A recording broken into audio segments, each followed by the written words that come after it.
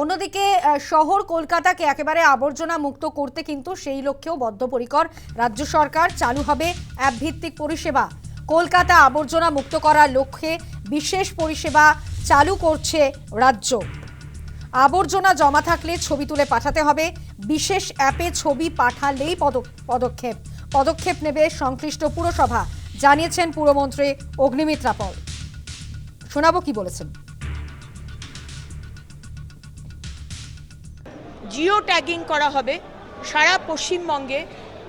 যেখানে যেখানে ময়লা পড়ে আছে ফোনের মধ্যে ওই অ্যাপ ডাউনলোড করে জিও ট্যাগিং করে আপনি পাঠিয়ে দেবেন যেখানে ময়লা রয়েছে, এবং উইদিন 1 hour to 2 hours সেই ময়লা পরিষ্কার করা হবে। কোথাও পশ্চিমবঙ্গে যে আমরা দেখে এসেছি 15 বছর, আজকে কলকাতার এত সুন্দরী কলকাতা, সেই কলকাতাকে ময়লা এবং চূড়ান্ত নোংরাভাবে ড্রেন পরিষ্কার হয় না, সেগুলো নিয়েও আরবান ডেভেলপমেন্ট দপ্তরের সাথে গতকাল আমার মিটিং হয়েছে। সেগুলো তো সমস্ত হবেই, কিন্তু ইমিডিয়েটলি এই অ্যাপ চালু করা, যেখানে সাধারণ মানুষ জিও ট্যাগিংয়ের মাধ্যমে জানিয়ে দিতে পারবে কোথায় ময়লা রয়েছে, এবং ডিপার্টমেন্ট বা মিউনিসিপ্যালিটি বা কর্পোরেশন গিয়ে সেই ময়লা পরিষ্কার করে আসবে।